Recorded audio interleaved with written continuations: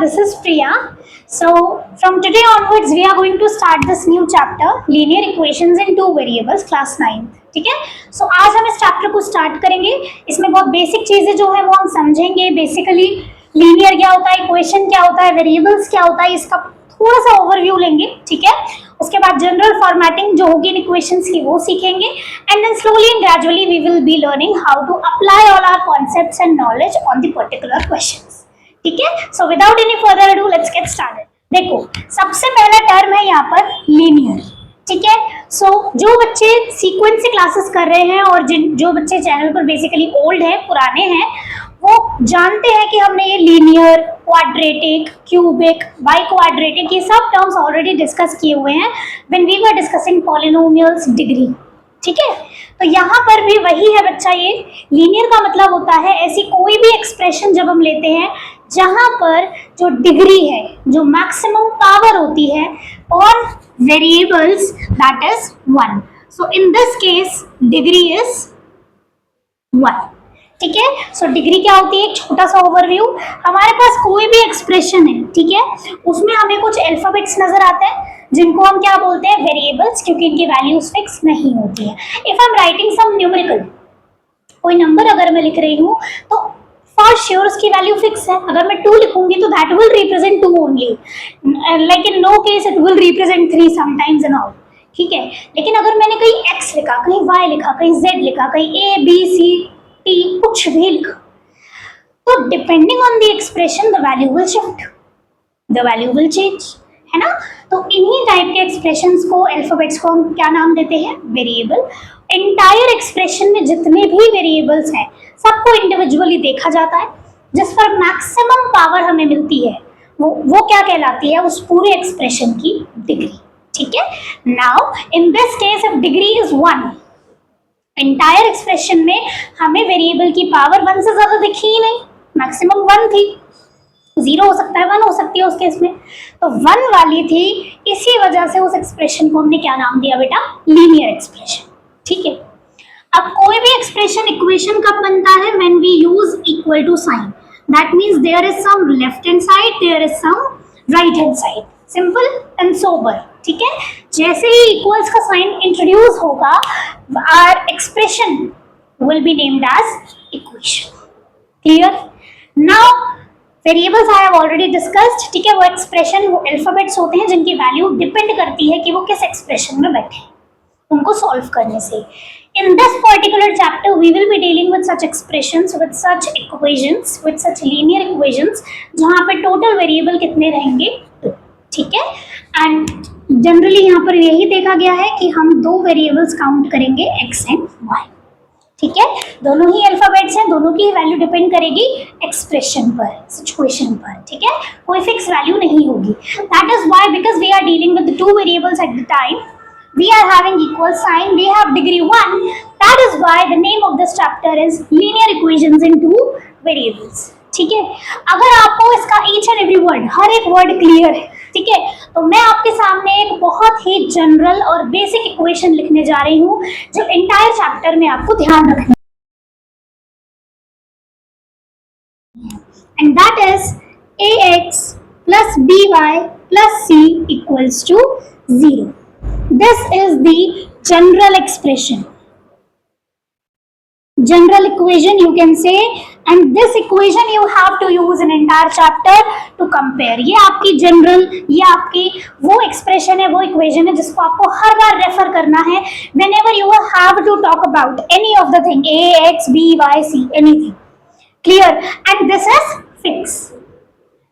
That means ax plus by plus c equal to 0 का मतलब है इक्वल्स के उधर 0 ही रहेगा.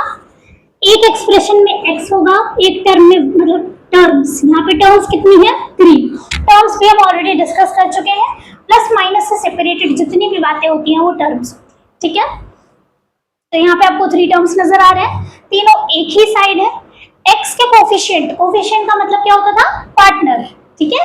तो x के कोफिशिएंट को a बोलेंगे, y के कोफिशिएंट को b बोलेंगे. And this is constant. इसके पास कोई वेरिएबल नहीं है, no x no y, so this is called as constant. Clear. So ax plus by plus c equal to 0. This you have to remember if you want to solve the questions from this particular chapter. ठीक है, सो I really hope ये general equation आप सबको clear है। अब इस पर applied हम कुछ देखते हैं क्वेश्चंस। हम सबसे पहले ये जानेंगे लीनियर इक्वेशंस दिखती कैसे हैं। मैं आपके सामने बहुत सिंपल सिंपल एक्सप्रेशंस लिखूंगी, ठीक है। Then we will slowly and gradually compare those expressions and equations with this. Clear? अगर मैंने बेटा आपके सामने लिखा x minus 2y plus 1 equals 0, satisfied, pretty satisfied. ax plus by plus c equal to 0 sort of लग रहा है ना, ठीक है। अगर मैं आपके सामने कंपेयर करूं इसको ax plus by plus c equal to 0 से, सो देखो c की वैल्यू क्या हो जाएगी 1, y के कोफिशिएंट को क्या नाम दिया गया है b, and here also you don't have to ignore the signs, you have to consider the signs everywhere, ठीक है। सो y के पार्टनर को b बोला गया है, that is y b is -2 in this particular case. x के coefficient को a नाम दिया गया है, x के कोफिशिएंट को यहाँ पे हम 1 मान सकते हैं, that is y a is 1, क्योंकि अगर कुछ भी नहीं है तो बेसिकली वहां पे कुछ ना भी होते हुए 1 होता है हमेशा मल्टीप्लिकेशन के केस में, ठीक है। सो a1 b -2 and c1 is the answer for this particular equation, ठीक है। आपको कोई भी एक्सप्रेशन दिया जाएगा, अगर आपको ऐसे भी दिया जाता तो सबसे पहले आप इसको शिफ्ट करोगे left side, because you have to compare it with this equation, और इस इक्वेशन के अकॉर्डिंग राइट साइड में 0 के अलावा तो कुछ भी नहीं है, and everything which is present is on the left hand side, है ना। दैट इज वाई सबसे पहले आपको इन सबको शिफ्ट करना होगा। सो जो चीज पॉजिटिव है वो निगेटिव हो जाएगी, और जो निगेटिव है वो positive, and then you will start comparing it with this equation, and then you will report कि a क्या है, b क्या है और c क्या है। Clear? So this is perfect example आपको ये समझाने के लिए।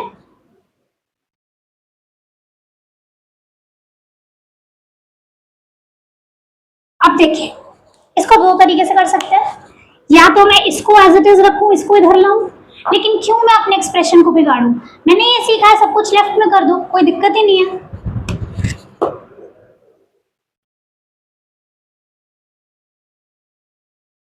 This is as it is, this is as it is, this was positive, now this has become negative because I have switched the side, ठीक है। अगर हम राइट से लेफ्ट में आ रहे हैं तो पॉजिटिव का निगेटिव हो गया, पॉजिटिव पॉजिटिव रहा, निगेटिव निगेटिव रहा, ठीक है। Now I have to compare it with,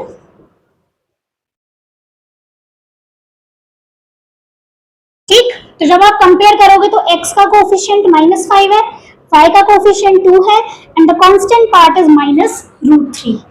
C case में भी आपको निगेटिव इग्नोर नहीं करना है। So in this case a is -5, b is 2, c is -√3। So this is the answer. कोई भी एक्सप्रेशन आपको बच्चा दिया जाए, आपको फॉलो बस ये करना है कि मुझे इस फॉर्मेट में फर्स्ट ऑफ ऑल लेकर आना है, and once I have reached this spot, simply बहुत आसानी से मैं कंपेयर करके बता सकती हूँ कि a क्या है, b क्या है और c क्या है, ठीक है। एक और क्वेश्चन करते हैं।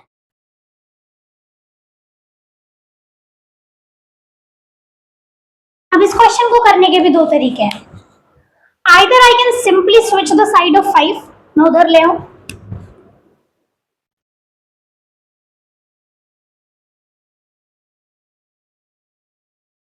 And now I have the expression ax plus by plus c।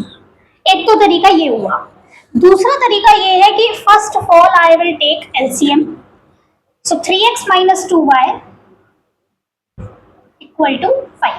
Now the 6 will go into multiplication,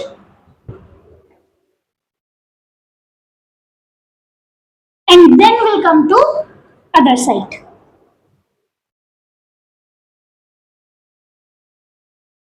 So I have two possibilities here. Either I can go by this or go by this. कोई भी एक तरीका करके दिखाना है, ठीक है। So from this case a is 1/2। कोई भी बच्चा यहाँ पे x के कोफिशिएंट को 2 नहीं लिखेगा, बिकॉज x के साथ जब आप 1/2 मल्टीप्लाई करोगे only then you will get this x/2। Clear हो गया। सो जो चीज मल्टीप्लिकेशन में होती है वो चीज लिखी जाती है हमेशा numerator wise, numerator upon denominator as it is, ठीक है। सो a is 1/2, B is -1/3 and C is -5 from this particular case.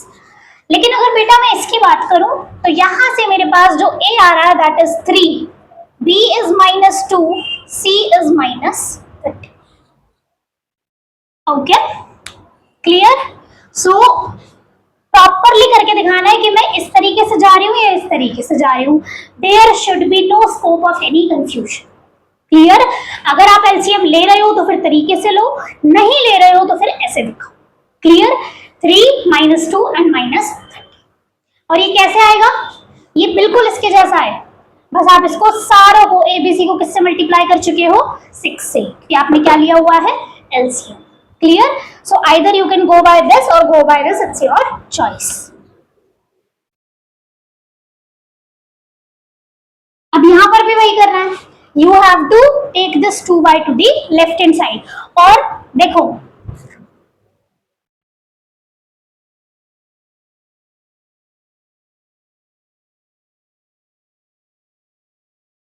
तरीका तो दोनों है, मतलब लिखने का तरीका तो दोनों है और दोनों सेम बात भी है.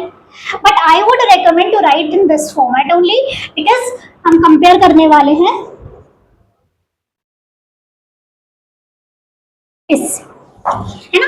जानते तो सभी लोग हैं कि ये उधर आ जाएगा सिंपली. अब चाहे ऐसे लिखो चाहे वैसे लिखो, लेकिन अगर आप जानते हो आपको कंपेयर किससे करना है, आपको पहले x का टर्म दिखेगा, फिर y दिखेगा, फिर कांस्टेंट दिखेगा.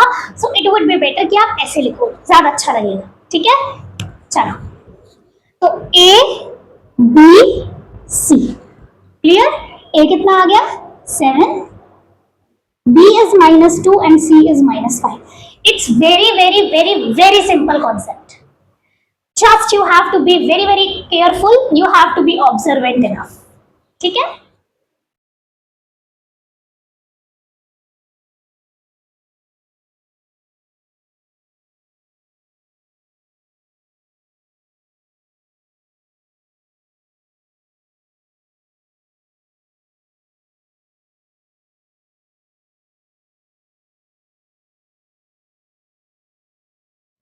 चलिए आपको बस कुछ नहीं करना है, इस फॉर्मेट में इसको रिपोर्ट करना है. You don't have to tell कि ए क्या है, बी क्या है, सी क्या है. They have not asked it, they just have demanded कि आप इसको बस इस फॉर्मेट में लिख दो. That's it. ठीक है? क्या करोगे? इधर भेज दो. या first of all what you can do, 2y = 3x. Simple. आपने 2 को मल्टीप्लीकेशन में भेज दिया. अब आप इधर भेज दो.